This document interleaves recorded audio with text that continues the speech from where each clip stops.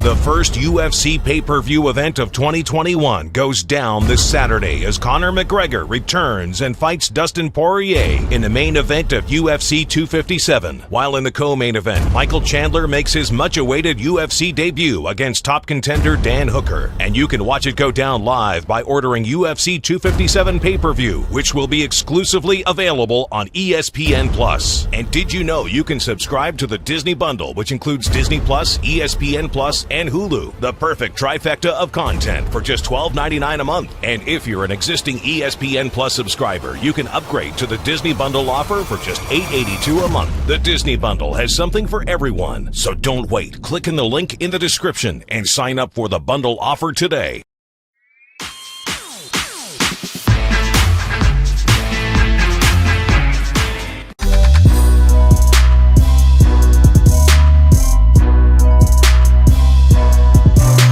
The speed of Conor's hands, you know what I mean? Of course, power is so sharp and so precise, you know, put it all together and, you know, whatever his antics are outside of the octagon, whatever. But we're not talking about that. We're talking about him as a fighter and what he's capable of. And what he's capable of is absolute destruction on a mass level because he's so fucking good. Now, Dustin Poirier is, you know, incredibly tough. He's as tough as they come and he's got better and he was young at the first match, but so was Conor. All right, maybe he was at the wrong weight class, but maybe so was Conor. Maybe he can take a punch better now at 145. Dustin never really connected on him, so that doesn't apply to Conor. So I think Dustin will take a better shot. I think if Dustin is going to have any chance of winning, he's going to get into the later rounds. But that's almost cliche to say at this point, you know what I mean? Because getting into the later rounds is the hard part. That's what I said about Vitor Belfort. I'm like, oh, it's easy. I'm just going to clinch him against the fence. I'm going to take him to the third round, and then he's and then 25 minutes later, I'm blind in one eye. It didn't really go down the way I wanted it. You know what I mean? Right.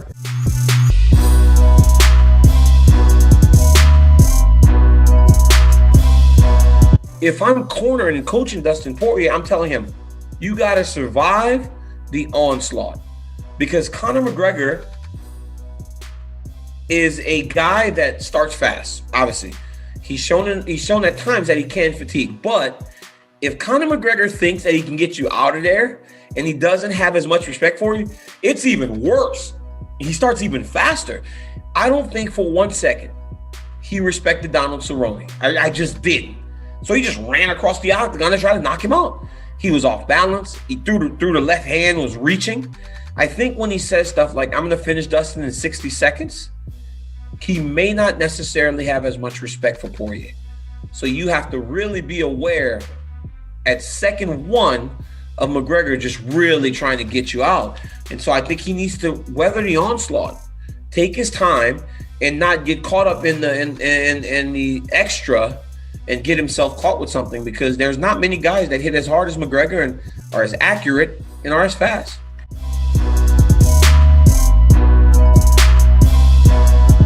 Problem with you, Joanna, you asked me the first time to fight me last year, right before I had elbow surgery, and you said, hey, would you like to fight? I said, sure, let's look to the powers that be. We can make this fight happen. And unfortunately I had to have elbow surgery, so I was out and I said, hey, I'll be ready when you are. So we've had lots of, good interaction. She started poking at me and I don't know, I came back and kind of said something, but the worst thing you could do is be a hypocrite. And I was a hypocrite about other people making weight and being like that, and it bit me in the ass, and I can go back and look and say I can now change and hope that if I see another female struggling on the weight, that maybe I'll be the one to help her or someone else. Instead, JoJo is just exactly what she is, a fake person who fake nice on interviews but isn't really nice in person. So but her accent, it must be, it's such an adorable little accent when she's saying mean things. It doesn't sound that mean. Well, you guys are letting the adorable little brat toddler be bad and beat his head off the wall. You know what I mean? Someone's got to check her on it, Someone You think she really... She's got a cute little voice.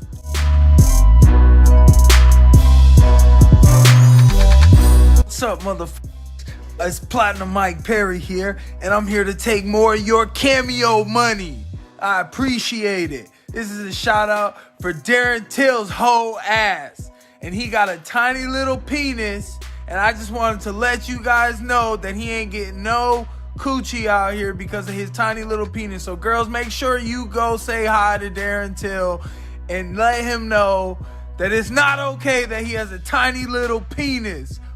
Darren Till for life.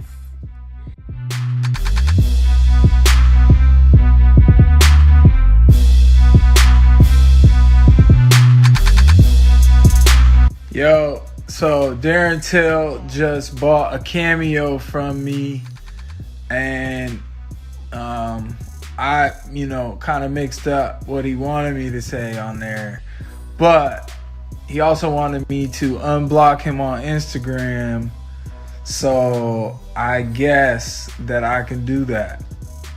Just wanted to say, since you guys are such big fans of this issue, that I'm gonna unblock him on Instagram.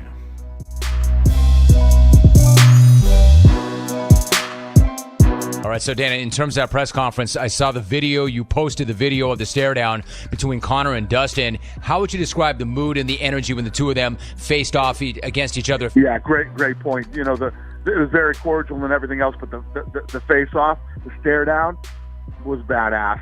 It was awesome. It was as good of a stare down as you'll ever see. Take me back. What do you remember about their first fight? What stands out to you the most about the days leading up to that and the fight itself?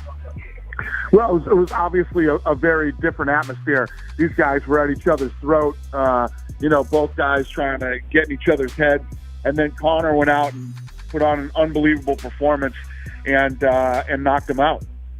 When somebody gets a lot of money, suddenly getting hit in the face does not seem like it's as much fun. What is your sense as to where his motivation is right now, and what kind of Conor are you expecting to see Saturday night?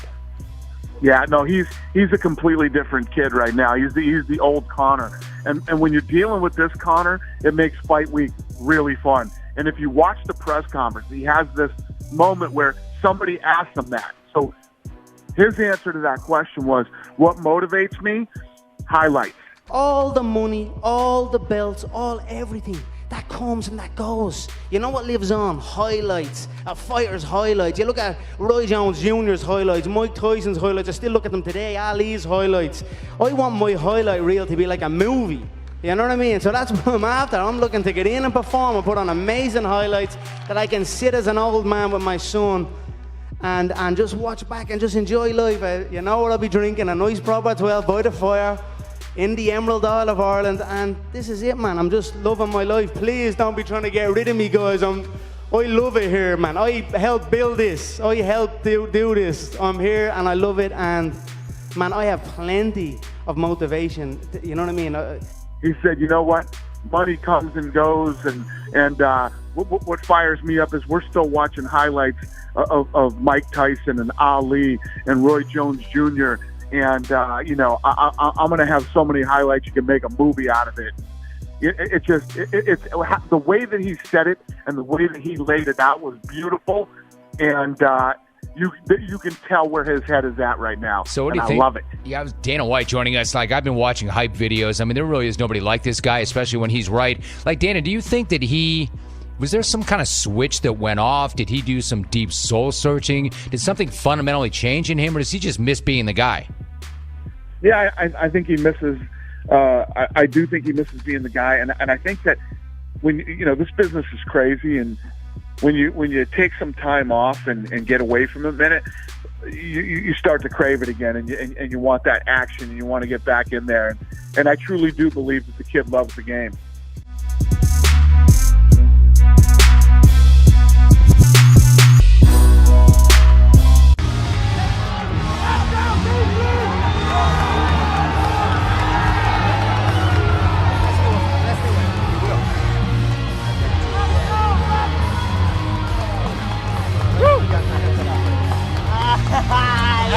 Yes, brother.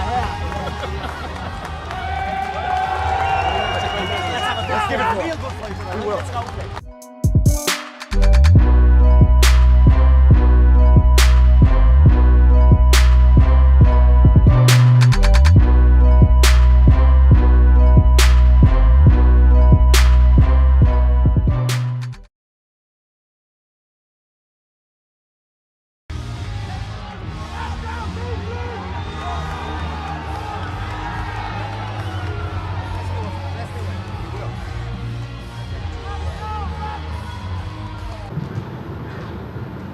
Yeah. Fuck yeah.